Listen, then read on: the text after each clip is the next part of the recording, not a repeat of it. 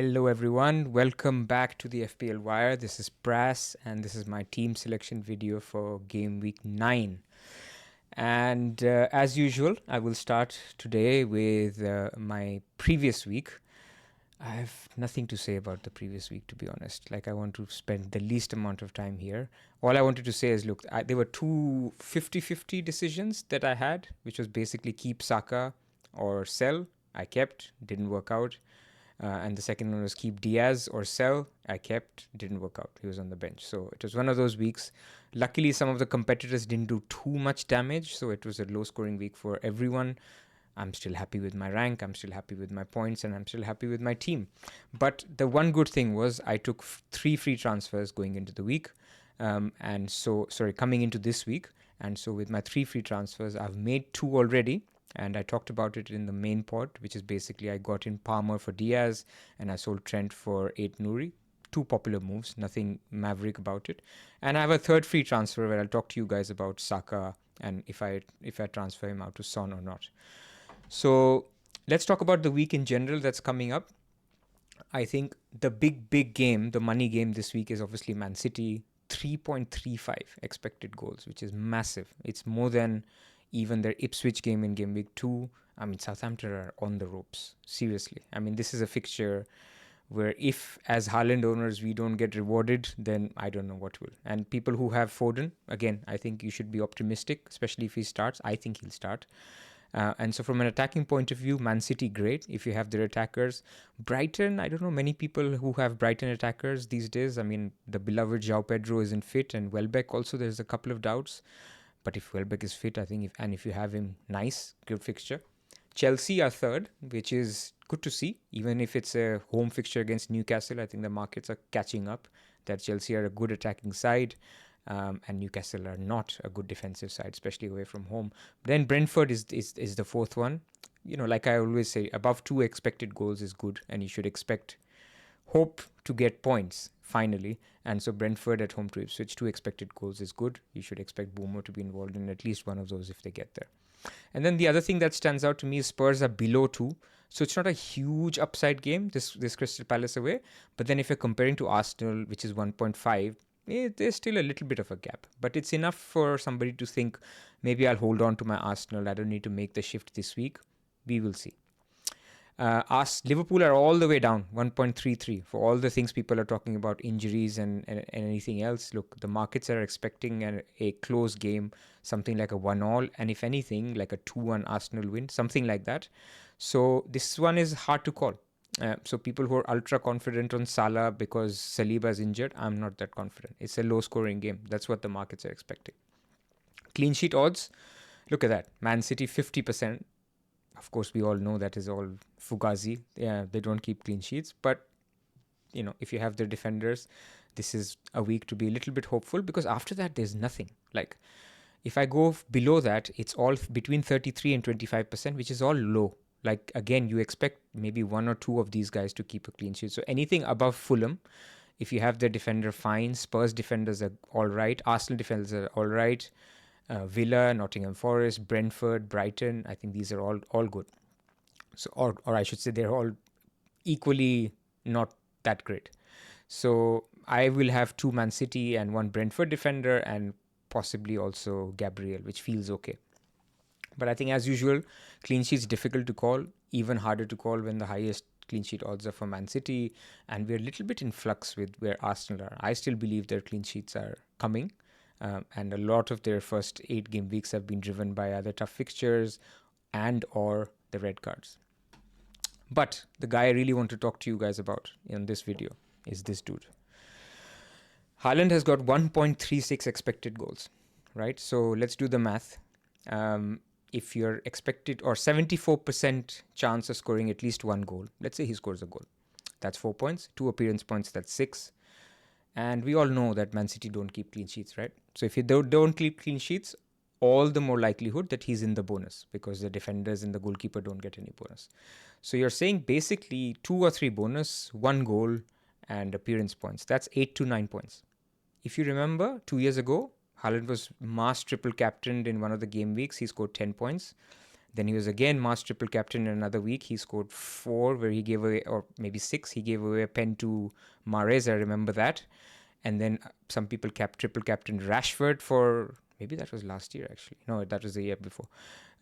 Was triple captain for another 14 points or something.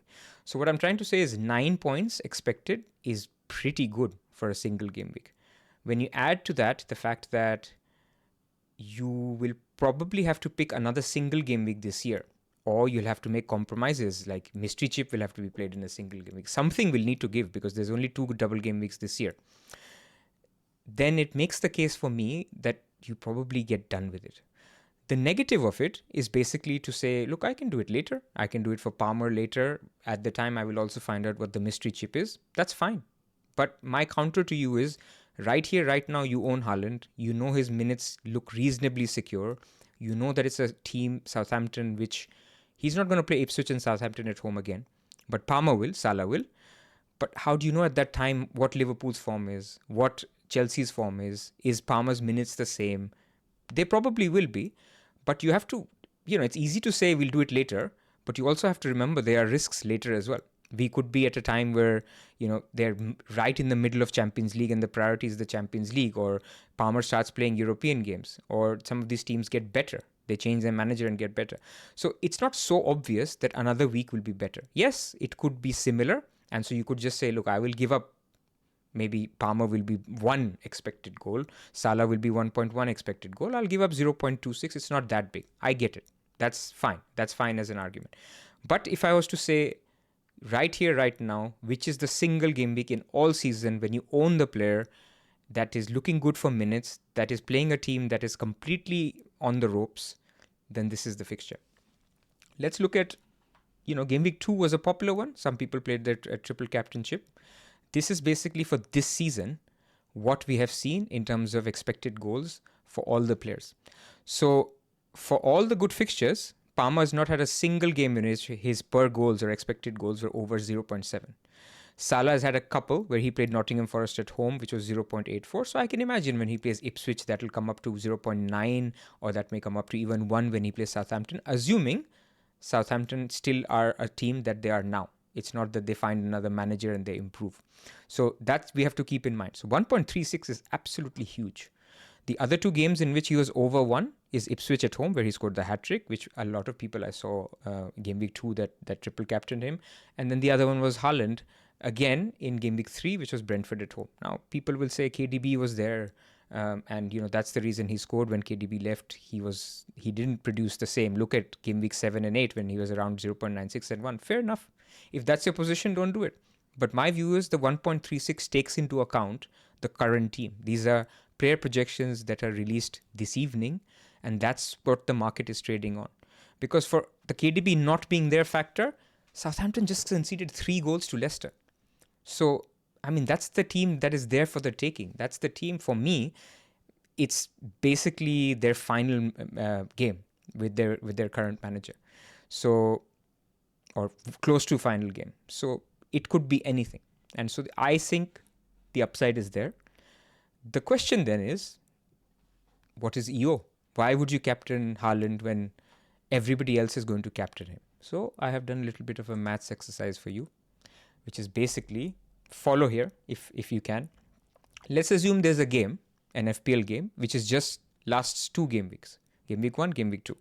And you can only pick 2 players. So I've made it as simple as possible. And everyone owns Palmer and Haaland, right? So there's only 3 people. It's your mini league. You're playing with your 2 other friends.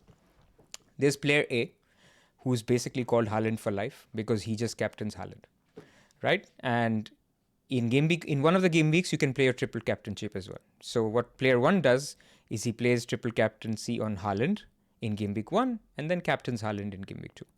There's player B who captains Haaland in game week 1 and then triple captains the anti-EO, the low-owned EO Palmer in game week 2. And then there's player 3, which is basically, I'll talk about player 3 in a second.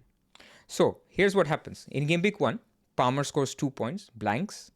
Haaland scores 9 points, which is basically is expected this week, right? Then game week 2, Palmer scores 8 points and Haaland scores 2 points. So for player A, what happens is he obviously got the Palmer's blank in game week 1, and he got 3 times 9, which is basically the 27 points. So he ended up in game week 1 on 29 points, right? In game week 2, he obviously again captained Haaland. So he got 8 points from Palmer, but he got a captain blank. So he got 12 points. So his total comes to 41. So he captained the Haaland, the high EO Haaland. By the way, the EO is at the bottom. His Haaland's EO this week is basically 267% in my theoretical example. And I'll tell you why. Player B basically also captains Haaland. He doesn't want to triple captain Haaland in game week 1 because he feels his EO is so high. It's already 267%. I don't need to triple captain him. I'll triple captain Palmer in game week 2. And so what he gets is he basically gets the Palmer blank and he gets Haaland 18 points, which is 9 times 2. So he gets the captaincy, so that's 20. And then he triple captains Palmer, in which he gets 8, which is the low owned, only 200% owned Palmer. He got 8 times 3, and he did not captain Haaland. This should say actually 2 points, but doesn't matter. So he will get 26 points. And so his total will be 46. In this case, I've written 48, but it should be 46. So he has defeated player A because he picked the low EO triple captain. But did he defeat him because he picked the low EO triple captain? Or did he defeat him because he picked or he chose to captain Palmer in game week 2? I'm going to tell you why it has got nothing to do with triple captaincy. Let's look at player C. Player C decided to basically forget about EO, to pick the player that he thinks scores the most points. And so he triple captains Haaland in game week 1. So he gets 27 points, Palmer blank. So he gets the same 29 points as player A. But now in game week 2, he decides to captain Palmer, not triple captain Palmer. And then basically Haaland gets 2 again. So again, here, ignore the 4. So he gets 29 plus 18 points, which is basically 47, which is more than 46 for player B. Essentially, all this example is to tell you guys that in FPL, we get 12 players for every game week for 38 game weeks. In 1 week, you get 13 players, which is basically your triple captain. In that 1 week, you can pick whoever you want, regardless of ownership, regardless of your mini league, and you have to compare it with what your other peers did in another week. So therefore, stop thinking about EO. If you think Haaland has the highest potential for points in a single game week this week, the fact that everybody else is captaining him is absolutely irrelevant. Where it is relevant for risk, a lot of analytics managers, in fact, when Trout came on, he said, I want to talk about risk with triple captaincy. I don't think they should have played it early. What he's trying to say is he's not trying to say EO. What he's trying to say is, let's say you reach game week 33, and at that point, you are low in rank and you want to gain. So you can obviously gain just by captaincy as well. But he's basically saying even for that 100%, if you see the masses going for triple captaincy on Haaland, he'll triple captain Palmer. So only to be different for the sake of being different, even though he will sacrifice some expected value or points, you're still doing it because you want to increase your risk. On the contrary, let's say you're ranked 1 and you want to block people and you want to say, I will triple captain Haaland because everybody is triple captaining Haaland in game week 33. That's what I will do. So basically, it gives you a little bit of an edge to tune your risk. It does not increase your number of points, or it does not increase your effective points. Points are still points. But enough of a maths lesson. I just wanted to get it out of the way because at this point, and I will use this video later because it comes up a lot. Triple captaincy is not about EO at all. My team. So I've got Edison in goal. I've got Rico Lewis. I'm playing Pinnock, and I've got Gabriel. As you can see, 8 Nouri's on the bench, who I have sold for Trent. Probably from next week he can start instead of Pinnock, although Pinnock's fixtures are pretty good as well. So I'll have a decision to make. Feels good to have Palmer in my team. Probably he should be vice captain. So I'll move the vice captaincy to him. Then I have Saka, who is a doubt, and I'll talk about him. I have Rogers, I have Bumo, Haaland captain. Look, I want to be honest with you guys. I have thought about, I'm going to sleep on it. At the moment, I'm quite keen to triple captain because I think there's an opportunity. I think there's an opportunity to to take where people are hesitating simply because of they like to hold their chips for longer. We talked about this psychological thing of hope, like you can find a week, or there's a legitimate way to say maybe the mystery chip is completely rubbish, or free hit can be played in another week. Fine, but right now I'm sleeping in my main team with triple captain on. We'll see how we feel tomorrow. I'm not guaranteeing that I'll do it, but I'm very, very, very tempted. I'm almost 80-20 at the moment. And then I've got Solanke and I've got DCL. This is the week DCL will finally score because Anderson is not playing, and I believe in DCL. So we hope that he gets the points. Semenyo on the bench and Aitnouri on the bench. So Semenyo's fine. He's Villa away. If I need to use him, maybe that comes into play. But at the moment, unlike last week, I'm thinking if there is no credible news on Saka, then Son is right there. I have the funds. I might do it for free. But then there's the other part of me that says the difference between Son and Saka is not so huge this week. Maybe I can avoid it. I can save the transfer, go into next week with 2 free transfers, and then basically be very nimble to anything. It could even include Salah out to afford Salah. Haaland out to afford Salah. It could include in Gameweek 12 doing a few transfers so that Solanke is downgraded to a cheaper striker and Pinnock is upgraded to Trent. Like that's the kind of setup that I would like to have from Gameweek 12 onwards. And then I also need a transfer to take Edison up to Raya. So those are some of the thoughts that I have where I think the transfers might be needed later. And that's because I want to take my team to a certain stage in Gameweek 12. And so if I do the Saka to Son move, then that uses up 2 transfers. It uses up the transfer this week and it uses up transfers when I have to get Saka back for Gameweek 12. So, I mean, I'm possibly contradicting myself, but if basically there are strong hints that Saka will start, then I will keep him. But in this case, if there's absolutely nothing, so opposite to last week, like I said, if there's absolutely nothing again on Saka, I might just do Son because, like I said, Son is probably the best captain in Gameweek 11 and it's worth having him. And then, you can figure out getting Trent a little bit later. But it might be worth the transfer. So at the moment, I'm leaning towards it because Arteta is not going to tell us anything. But if there's other sources, like Sam C tweeted that he's been in training, if you see him in pictures, maybe I might hold. So that's where I'm at the moment with my team. So like I said, two transfers already done. Likely, as things stands, to use the triple captain and 50-50 on whether I do Saka to Son. But don't worry, if I do it, I won't have any information. Take care, everybody. Like the video if you can and subscribe to the channel. And before I go, the final thing to also say is to look at and join the Pick'em League that we have on Discord, and we run a public league as well. The link will be in the description to the main pod if you would like to join. This is the last week in October, so it's good to join, get used to it so that you can be basically involved in the November league. Good luck. Thank you for listening. Take care. I'll see you next week.